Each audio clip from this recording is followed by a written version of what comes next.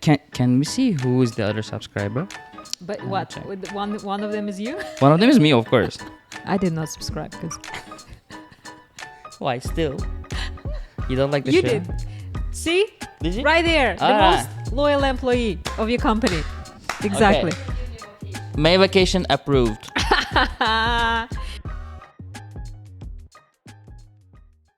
Good morning. So this is episode 2 of the Creative Business Podcast. Super excited. How are you, Taha, today? Yeah, good. I'm very good. How are you? I'm wonderful. I'm Lio. And the purpose of this podcast is to really help small business owners, like the two of us are, to navigate the waters of how to, not so much of how to become profitable, that's not what we're discussing, how to make, so we work hard to create assets in our company and how to best distribute, grow, multiply those assets for our companies, obviously for the benefit of the company, for the benefit of the employees. And how is this related specifically, and how can we do so using the latest developments like crypto, like Web3, like Bitcoin. So that is our main focus and the purpose of this podcast. Yes, because nothing happens if you just sell your product, your services, and don't do anything else. It's just like you're leaving money on the table. Exactly. And it's not yours, it's your company's. So it's a block in front of you. And if you pass through that, there's growth, there's more opportunities. Yeah. And world is shifting towards there. We will talk about it today. Yeah. There are so many new rules, regulations are coming. Yeah. So I think we should be all educated and know ourselves. So in this podcast, Lio is the researcher, knowing all and like telling us the things. That I'm the caveman of investment. So I will ask the questions that you might think of. And for that, refer to episode number 1 where we talk about the caveman strategy. Yeah, we named it caveman strategy. Yeah. We started it actually bit by bit. We Yeah. did our research and everything. So yeah, shall we do a recap of last week to start with? Absolutely. And before we dive in, just a quick reminder, this is not investing advice. This is not business advice. Yeah. This is not any kind of advice. This is just two small business owners discussing, and as we discuss, we learn ourselves. So please don't take this as any kind of specific direct advice. It's just us sharing opinions. I think it's important to mention that. Yeah. And do your own research. So DYOR, if you see that anywhere, it means do your own research. Learn about yourself, how much risk you can tolerate or not. So this is just maybe look at this as ideas, and then you can kind of dive into any idea that you hear on this podcast for yourself. Yeah. Even like two friends, we have different risk levels, different tolerating levels and everything. And these topics are not settled yet. They are 100%. Very new. So there is no authority to tell you what to do, what not to do. Yeah. You just need to know all the facts and decide it for yourself. Absolutely. Yeah. And recap of episode number 1. Yeah. Okay. From my side, we talked about how we can implement the strategy to our company to purchase certain amount of Bitcoin monthly after each sale or after every quarter, and then maybe implementing a strategy for our employees to accumulate something small for them. And this can be a bonus, this can be a parting gift, can be anything. Because we believe Bitcoin will not lose value in time, so it's a good thing to keep it for our people. Yeah. On that note, we also looked for how we can implement a Bitcoin. No, how can we say? What other uses? Yeah, like how people can pay with Bitcoin, for example. And right? Why would you even look into it? Why should we consider? So building up on the last episode, we'll look into why should you even bother? Why should you educate yourself on this? Does it make sense? Why? How? And we have some questions, unanswered questions as well. So we'll share today and see maybe you can find the answer for yourself. And if you do, please share in the comments because we'd like to know as well. Yeah. And Taha, I'm curious, last episode you mentioned that you were going to look into mining Bitcoin in the office. So by the way, we are at RSA Studios here in Dubai, in downtown Dubai. So what you see is thanks to our Red Spades agency studio. Thank you. We enjoy doing that. Yeah. So, okay. For mining, we found out that before you used to buy graphic cards separately, start your own machine and work on it. Yeah. Now it's not like that. There are miners. You Okay. go and purchase, put it here, attach it to a computer, it works. Okay. But this computer has to be very powerful, and it will be using all its resources. Because parallel with the power you spend, you will get mined Bitcoin values. Okay. And as a result, there will be a few things to consider. One of them is heat. So you have to cool down your machines. Yeah. Otherwise, this will be a very hot office. Yeah. So what did you learn in researching that? So as we do, guys, as you said, because this is not advice, as we're saying, we're experimenting and then we have learnings. So what are some takeaways from your research? So it's not like simply get a machine plug and start having Bitcoin, I'll be rich. Nothing like that. I didn't think, but still. Of course. But you know. And then the machines are loud. Yeah. And we do lots of production here, videos, pictures, etc. So we cannot keep a machine on 24/7 here. And if we leave it on only for the time we are not here, it doesn't worth. There are so many things to calculate. Number one, you will invest a certain amount on these devices. Into the equipment. They are expensive. And you have to get a few of them if you want a proper return. You cannot make it work with one device. It will not work. And then you have to consider your electricity bill. In Dubai, we call it DEVA. It's not very expensive for this office, but still it's there. It's your cost. Yeah. If you think about all these facts, it's more profitable if you invest that money in Bitcoin itself. Yes. And you avoid all the headache. Yes. It's better. In the early days, it would make more sense. Would have made but more sense. Today, for a small operations, for a small office like this, it wouldn't make sense. Yeah. But I saw some videos, like people are turning into a room like this with coolers, chillers, like water cooling systems, and having like hundreds of devices mining. Yeah. It's another story. Yeah. But we are not that crazy at the moment. Amazing. So, as you can see, we're looking into these things, we're trying out for ourselves, and we see what works and what doesn't. And that was a great learning. Yeah, I mean, I can even, let's share the links for people to see what options we checked and how we come to this conclusion. Yeah. And if it makes sense for someone. Taha, may I ask you, so from your research, let's say looking into mining Bitcoin in your office, for anybody, even at home, if you're considering, right? What was the ballpark figure that you think you have to start with? Okay. It's just rough estimate. Depends how big you want to play, and we had certain. Let's say you're at home or you're in the office, and maybe you don't have any specific cooling equipment. Yeah. And you're thinking, you know what? I'm just gonna plug it in, plug and play. I will speak from dirham's point of view. Minimum of 20,000. 20,000 dirham, and that's to make something working. Right. Okay. Okay. Yeah. Okay. So 20,000 dirham to start off, and then also we don't know how much Bitcoin you'll be generating with that investment. Yeah, there's no promises. Yeah. Yeah. So again, this is something to consider, and I love the conclusion that you came into. So the value of doing your own research, and you said something very interesting. It's actually easier to just buy Bitcoin.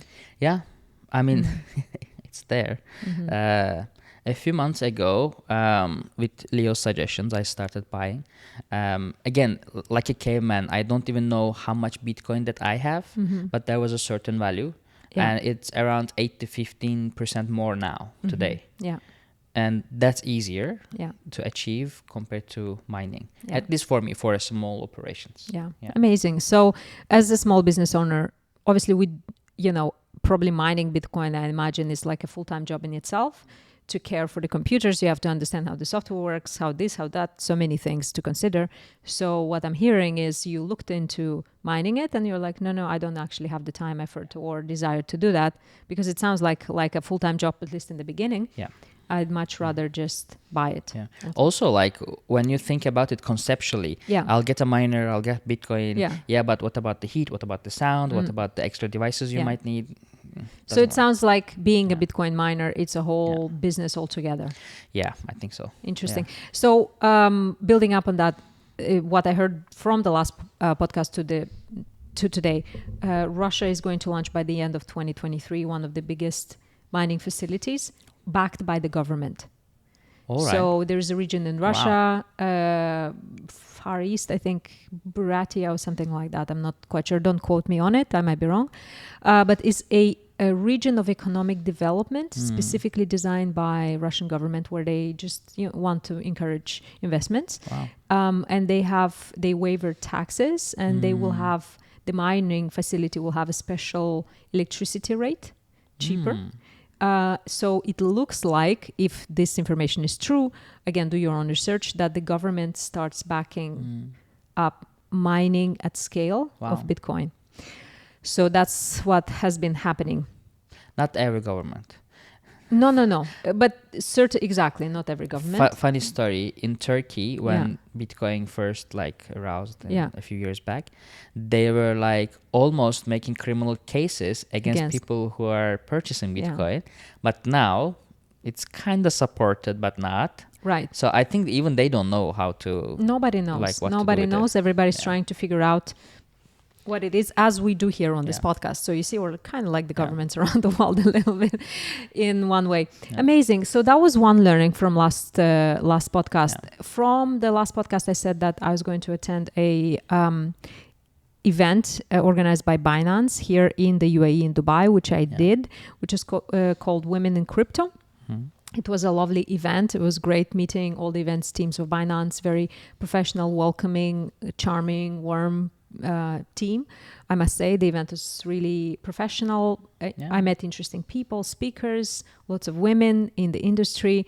Overall, it was a very very nice event, and the word would be nice because they're trying to create a community. Big takeaways, learnings, not so much, because it was not it was more of a feel-good event rather than educational, informational insights event. But that's fine. I mean, obviously it was in the evening in the restaurant, so probably was meant to create more networking opportunities. Yeah, more laid back. Exactly. Yeah. But overall, the event was really, really good. It was a fantastic opportunity, again, meeting the Binance team. And I guess for now, it gave me the reassurance that I can buy my Bitcoin with them for the time being. But Binance is already big, and it's you never say never. Never say never in this space. Yeah, true, never say never after FTX. True. Never say never. So again, don't keep your coins on exchanges. Yeah, just shortly go read the news about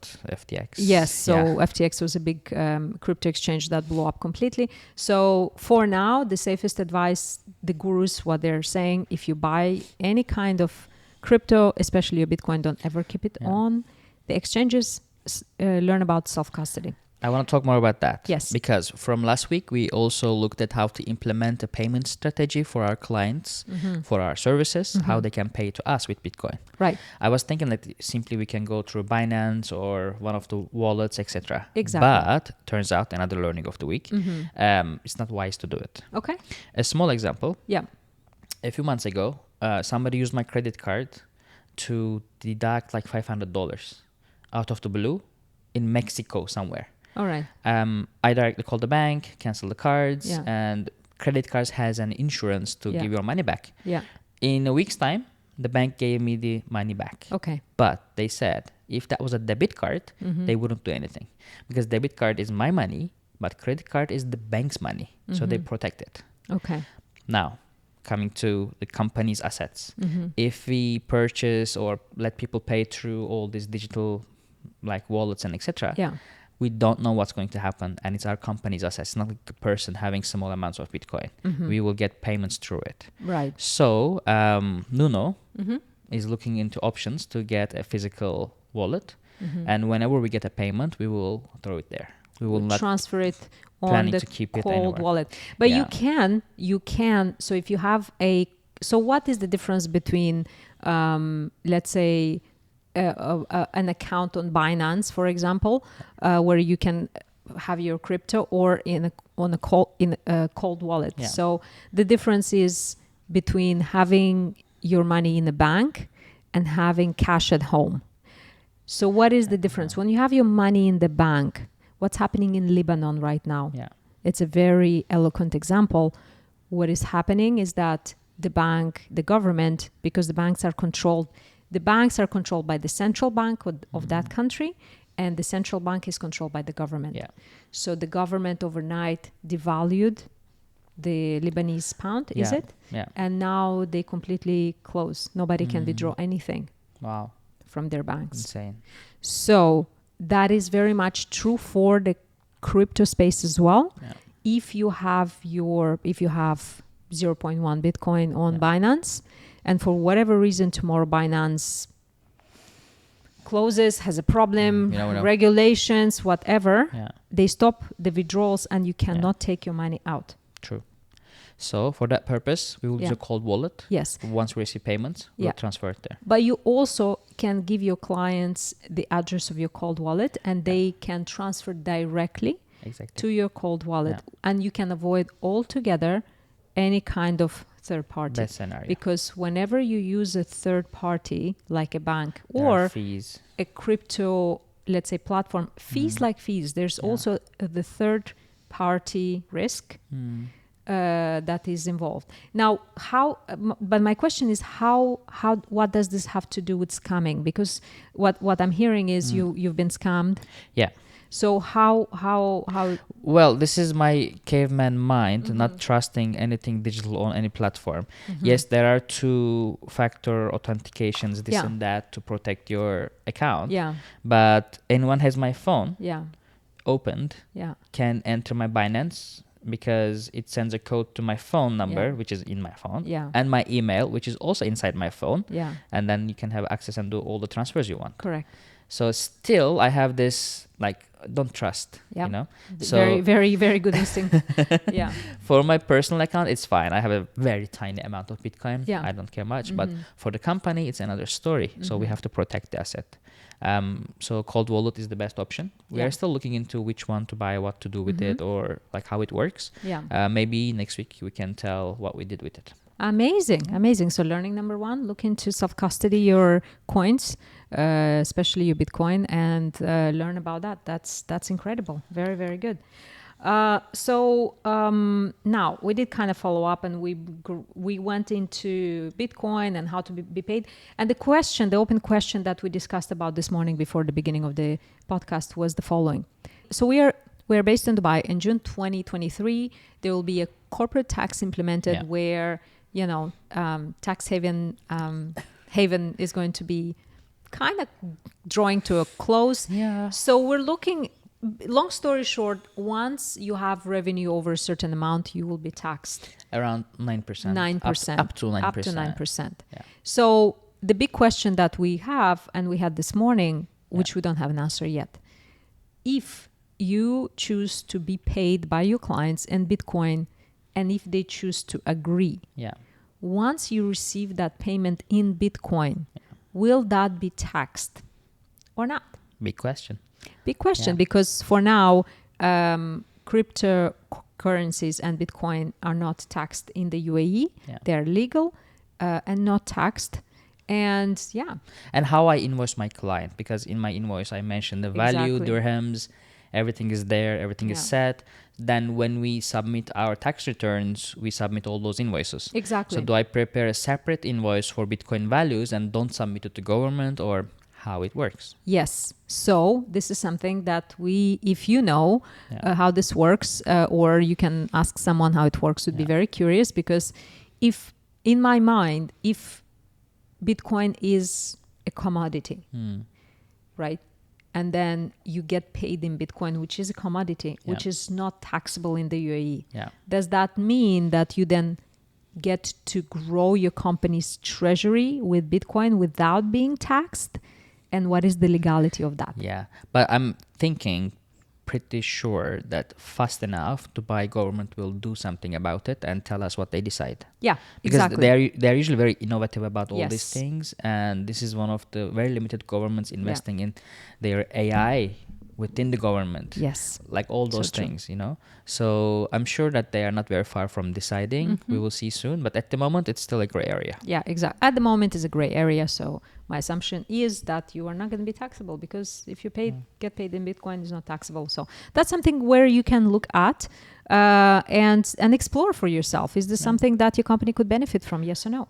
My question, is there any countries already decided to make Bitcoin taxable, or? From what I know, in certain countries, if you buy Bitcoin and you sell it, So if you buy one Bitcoin and you sell it less than 12 months that you own it, you have to pay tax on it. And I think it's up to 20%. Wow. Yeah. That's insane. It's yeah. Yeah. That I'm quite sure that is the case for Europe and I think US as well. And then once you hold it for more than a year and you sell it, then you don't have to pay. So don't quote me on it, but from what I'm hearing, this is it. In Dubai, for now, you can buy, sell. It doesn't matter. You don't pay any kind of tax on purchase, on sale. Yeah. And for now, that's the reality we live in. But again, inside my head, I have questions. Yeah. Now we use Binance to buy and sell Bitcoin. If I use Binance in USA, how USA government tax me about it? So why would they tax you? My app, my So everything. they would tax you if you are a US citizen or resident. Okay. You have nothing, right? So you are a resident, you are a citizen of another country and a resident of another country. Yeah. So US has nothing to do. Okay. So it's only valid for US citizen or residents. All right. Benefits of not being a US citizen. Wow. Many. Because you're even taxed abroad. Even if you don't reside, even if you have an official residency in the UAE, you're no longer residing in the US. Yeah. You have to pay taxes. Wow. Yeah, the US government really loves you that way. I never thought that like Turkish government don't do that as far as I know. Yeah, once you're not resident in Turkey, you don't pay taxes. Yeah, you don't pay taxes. That's not in the US is not the case. As long as you are a US citizen, you pay your taxes no matter where you're based. Okay. I'm sad for like folks from USA, but I'm happy for myself now. Exactly. It's like, oh, okay. All right. So moving on. Regarding the regulations of crypto assets in the UAE specifically. So we have some good news. Dubai government has established VARA. So stands for Dubai Virtual Asset Regulatory Authority. So it was established in February 2022. And recently, in February 2023, literally a few weeks ago, it issued some regulations and rule books around offering a virtual assets activity. So the good news is that more and more regulatory clarity is coming from the government, which is amazing. So companies who offer virtual assets services or invest a big part of their money and deal with trade with cryptocurrency, there is a guideline and there is clarity around it. The good news for a regular consumer is that hopefully there will be less risk in these companies, so the regular consumer can have more trust in these companies because they're regulated, they're licensed by the government, and in order to receive a license, obviously, hopefully you'll have some kind of check and you have to have proof of funds, proof of this, proof of that. So that's great. Now this VARA regulation is for all the companies in Dubai except DIFC, because the DIFC-based companies will report to the DIFC authority. Yeah, they have their own rules They have and their regulations. own rules and regulations, yes.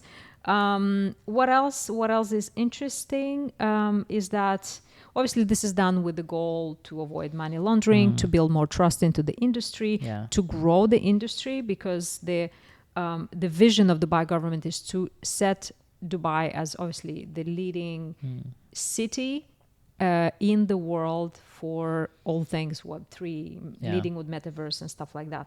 So there's clarity on how you're going to be fined. If you do marketing and promotion, there's a regulation for that as well. So for all the influencers out there promoting cryptocurrency assets, tokens, NFTs, because NFT is part of that, pay attention, make sure that you inform yourself, get the according frameworks of how you can promote, market, and so on. So, so big week for the crypto world in the UAE.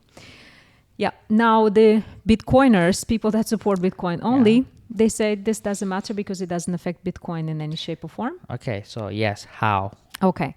I'm not quite sure how just yet because I'm still wrapping my head around it. But what I know, so I'll speak to what I understand because there's many things, most of things I don't.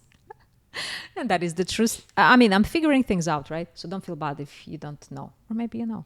And so what I'm understanding now after almost a year only studying Bitcoin is that Bitcoin and all the other cryptocurrency assets are very different and have nothing to do with each other, basically. That's what I'm learning. Okay. What I know may be wrong. Certain coins and projects and everything are on different chains. Like Ethereum chain has many things underneath. But Bitcoin... Not underneath, but on top. Yeah. Yeah. But Bitcoin Yes. has nothing on top, underneath, side, nothing. Bitcoin is just Bitcoin. So Bitcoin is a blockchain, and people can build layer 2 and layer 3 solutions based on Bitcoin blockchain. So the biggest development for now is the Lightning Network.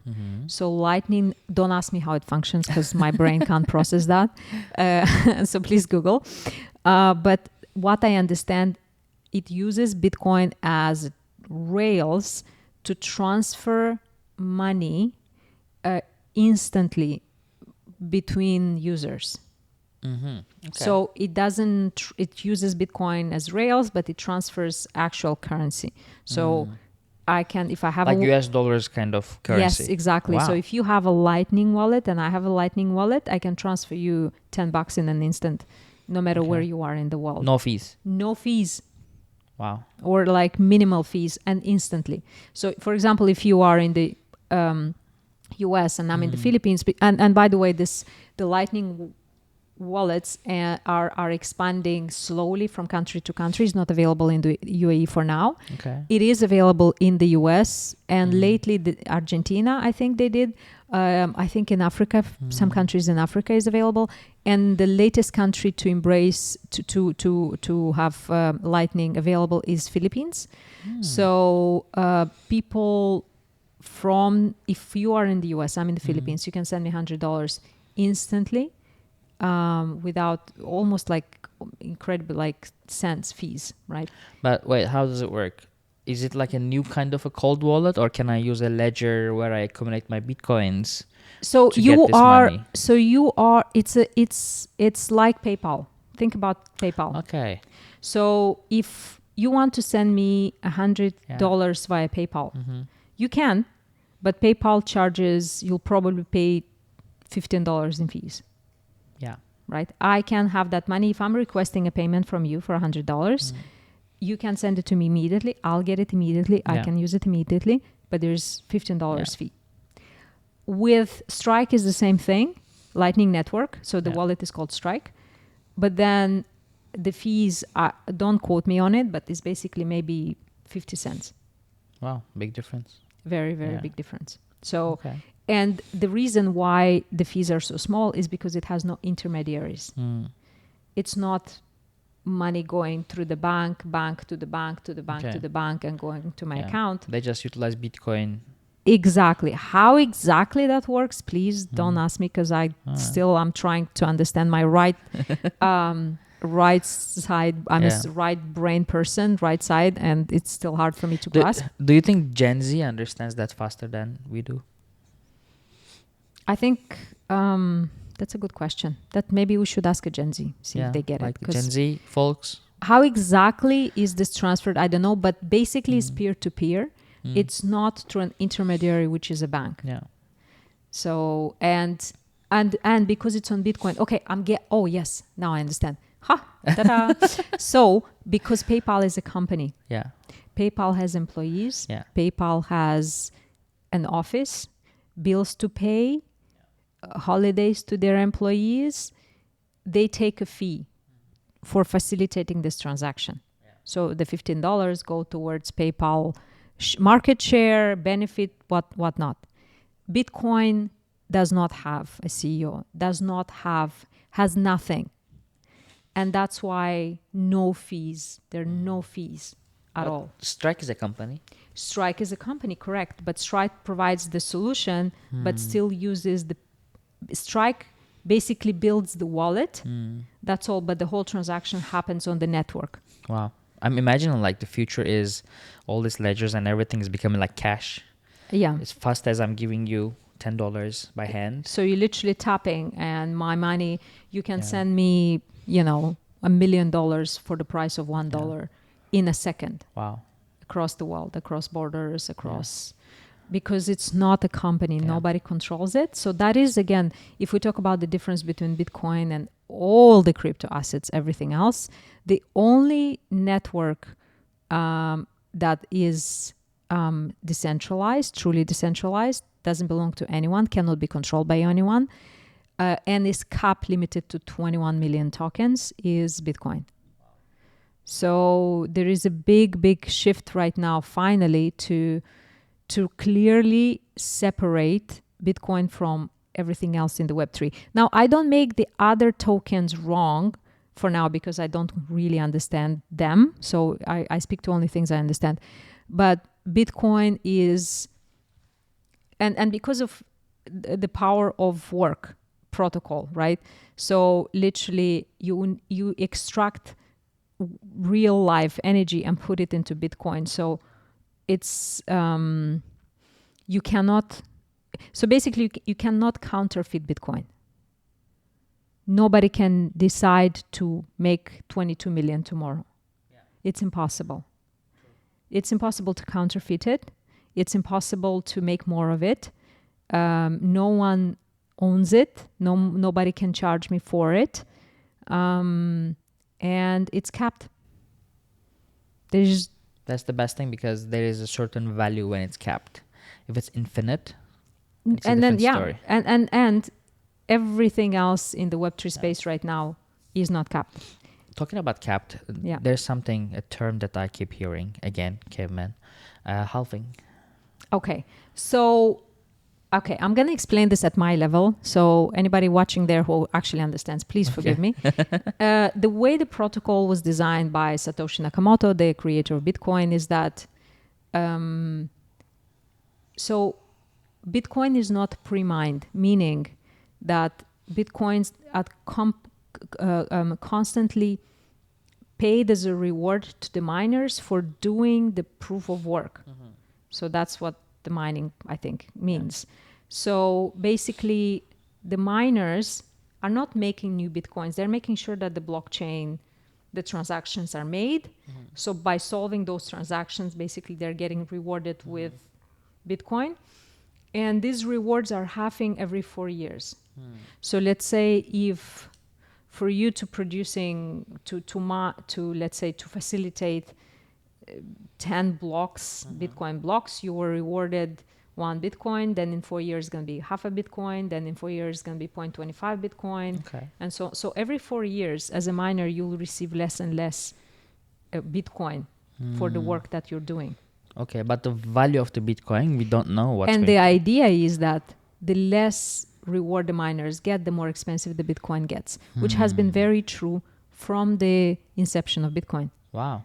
Bitcoin continuously, constantly goes up in value, and even the bear market, you see, it's a straight line up. Yes, it so the volatility is within the 4 years is insane. Yeah, you have drawbacks of 80%, 84% sometimes from the all-time high, but then the bottom, let's say, never goes back to the previous bear market's bottom. So it still goes up. That's giving a certain trust for long-term investors.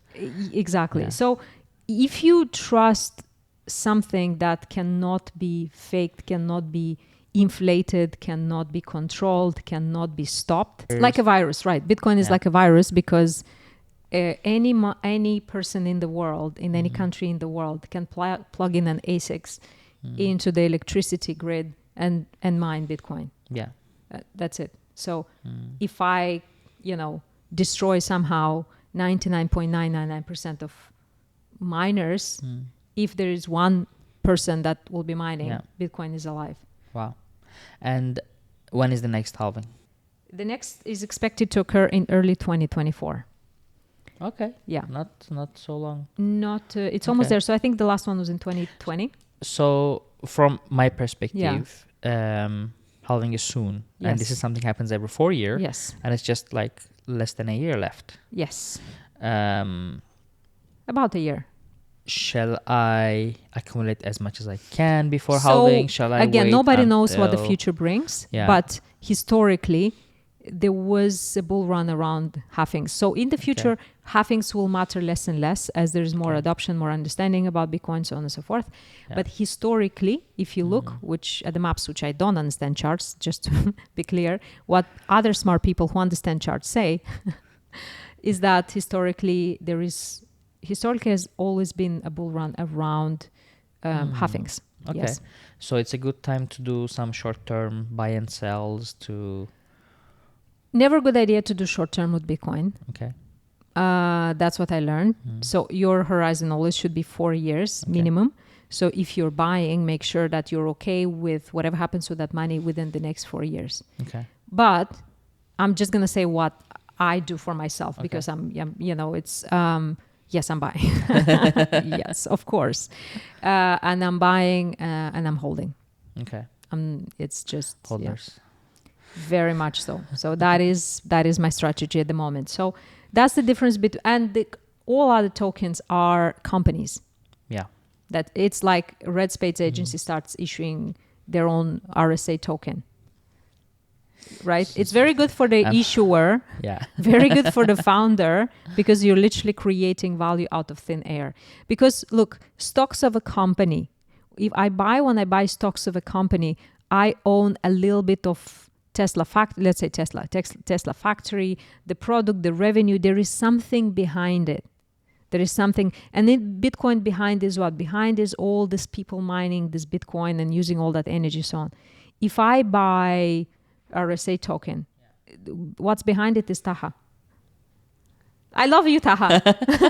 But that's why I will get your token, but I don't care about what else is like behind. There's not, you see, like Ethereum is the same thing. It's a company. Yeah, true. So and they're very much attached to lives of the companies and people behind the coins. What happens is if Vitalik, the founder of Ethereum, he's overseeing the Ethereum Foundation. I don't know, but what if he dies? I don't know what the market is going to do. Look, even with like, it's a good. God forbid. I mean, I wish him long life. May he live 200 years. But what happened with Tesla is like when Elon Musk acted weird with Twitter and everything, it affected the stock market for Tesla a lot. Exactly. What happens, So you have all those risks. So funny enough, again, Michael Saylor, the last episode, he was on a podcast and he listed 24 risks between buying a company's shares and Bitcoin. So go on, listen. So I'll drop in the comments the link to that podcast episode. He goes on for 1.5 hours nonstop, listing 24 the biggest 24 risk factors that a company carries when you buy their shares compared to Bitcoin, which those risk factors do not exist. They don't exist. Very interesting episode. It's like a mini MBA within 1.5 hours. He goes forever. And how does he know? Because his company is public, I think, for over 20 years.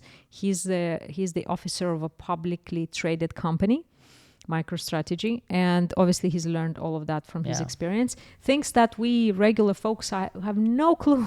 No, I mean, maybe you guys know, you're smart. Yeah. No, I had no idea. Just, everybody's buying. Oh, let me buy. Seems like a good idea. That's how we started. I have no idea what I'm doing. But it's a good start because you learn. So for now, I'm not touching none of those. Yeah. But just to give you an idea, I wasn't born smart. I did all of the mistakes. All of them, bought everything, traded everything, and paid for it. Yeah. And you're still alive. And I'm still alive. I'm still here. Okay, so just to wrap things up, anything else you want to talk about? Few things. Educate yourself on the difference between Bitcoin and crypto.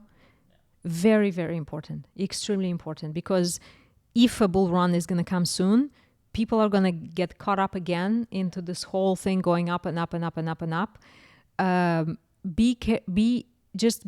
Take your own decisions. Learn to think for yourself and for your company and for your business. I do believe there is massive upside to be caught with this space. You have to. This is coming, either you like it or not. You can hide in the sand. But this is coming, and people who will embrace smartly and wisely will be the ultimate winners. Yeah. True. Otherwise, there will be no difference between us and our like grandparents not knowing how to pay the bills online. Yep. They still have to go somewhere to pay bills and all. 100%. We will not be any different, but it's happening faster. Way faster. Yeah. Way faster. So takeaways: educate yourself the difference between Bitcoin and crypto. Number 2, educate yourself on the regulations on crypto and Bitcoin where you are in your jurisdiction. Yeah. Understand it. See how is this reflecting. Number 3, look if a Bitcoin strategy is fit for you personally or for your business to increase the value of your company. Yeah. And some homework. Let's think of some homework. Yeah. So for me, we will look into the ledger Yeah. and how we can utilize it for Okay. client payments. Okay. Number 1. Number 2, this week we will decide a Bitcoin strategy works for us, Yeah. but not like a caveman strategy we talked before. For Yeah. real, we will give percentages and everything, Yeah. and how we will utilize it. Mm-hmm. And what else? I'm thinking of some takeaways for me around it. Well, I'm going to continue exploring Nostr. I joined Nostr. So Nostr is Okay. like Twitter, but decentralized. And that's where all Bitcoiners live. So I'm going to, I'm excited Interesting. about that. Oh, a homework for me, because with Nostr, you can integrate a Lightning wallet and actually get paid for information, or you can tip other contributors using the Lightning network that we discussed. Educate yourself on the Lightning network. And I'll see if I can do that in the UAE. Yeah. And I'll see how that works. So next episode, I'll come forward with more information about Nostr, about the Lightning network. Wow, that could be useful. Yep. Yeah. And see what I'm learning about that. So homework to myself. Last one. Listen more Michael Saylor. Yes, exactly. Yeah. And I'll drop the links to his podcasts Useful. in the comments. All right. Cool. Thank you. Thank you very much for tuning in. See you. Bye. Bye. All right, our 2